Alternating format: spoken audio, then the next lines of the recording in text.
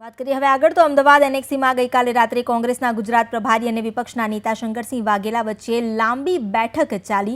આ બેઠકના થોડા સમય બાદ અશોક ગેહલોતે શંકરસિંહ પક્ષ છોડીને જવાના છે તેવી તમામ અટકળ પર પૂર્ણવિરામ મૂકતા એવું પણ જણાવ્યું છે કે શંકરસિંહ કોંગ્રેસ છોડીને ક્યાંય જવાના નથી। એક તરફ પ્રદેશ કોંગ્રેસમાં મડાગાંઠ હજુ પણ દેખાઈ રહી છે।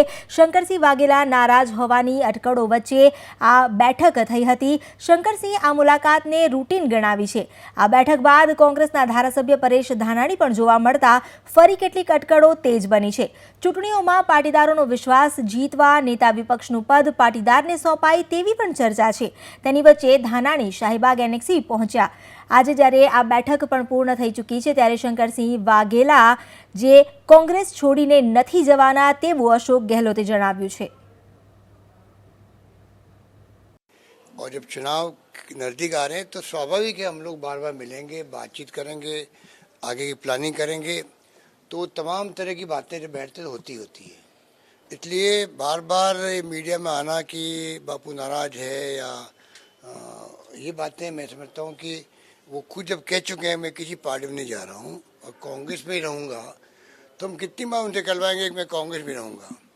आपको सबको मेरे सामने कह चुके हैं कि मैं पार्टी छोड़ के जाने वाला नहीं हूँ, मैं कांग्रेस में रहूँगा। ना किसी ने मुझसे संपर्क किया, ना मैंने किसी संपर्क किया।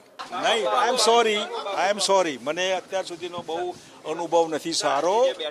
ના અમારી બેઠક રૂટીન છે અને બહુ સારી। ના એવું નથી, અમારી બીજી ના એવી નથી, એવું કંઈ નથી। એટલે સોરી હો, તમે મને તમારા બધા માટે પ્રેમ લાગણી હોવા છતાં પણ એ ઘણી વખત तो ज्यां एक तरफ आ बैठक पूर्ण थई शंकरसिंह वाघेलाए पत्रकारों साथे बात करवानी टाळी हती। अत्यारे अमारी साथे जोड़ाया छे संवाददाता कुशांग सोनी, तेमनी साथे बात करीए। कुशांग, एनेक्सी खाते ज्यां शंकरसिंह वाघेला अने अशोक गहलोतनी मुलाकात थई, साथे धानाणी पण पहोंच्या हता। राजकीय समीकरणों कया प्रकारना रचाता देखाई रह्या छे?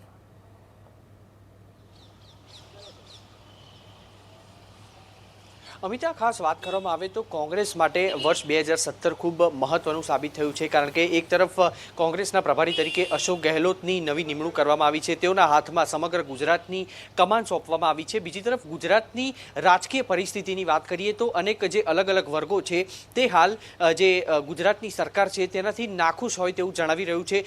ક્યાંક ને ક્યાંક તેવી પણ એક વાત વચ્ચે સામે આવી હતી કે કોંગ્રેસ જે છે તે પોતાના જે 2017ની ચૂંટણીને લઈ અને પાટીદારોને વધુ પ્રાધાન્ય આપે અને તેના કારણે થઈ અને કદાચ પરેશ ધાનાણીએ પ્રભારી અશોક ગહેલોત સાથે મુલાકાત કરી હોય। બીજી તરફ વાત કરીએ તો કોંગ્રેસનો એક બીજો તબક્કો છે જ્યાં આગળ તેવી વાતો જે છે તે છાશવારે ઉડીને સામે આવે છે કે શંકરસિંહ વાઘેલા જે છે તે કદાચ આગામી દિવસોમાં કોંગ્રેસમાં નહીં હોય। અશોક ગહેલોતની આ જે મુલાકાત છે તેમાં સૌથી વધુ જો કોઈ મુદ્દાને પ્રાધાન્ય આપવામાં આવ્યું હોય તો તે છે શંકરસિંહ વાઘેલા કોંગ્રેસમાં જોડાયેલા રહે તે મુદ્દા ઉપર।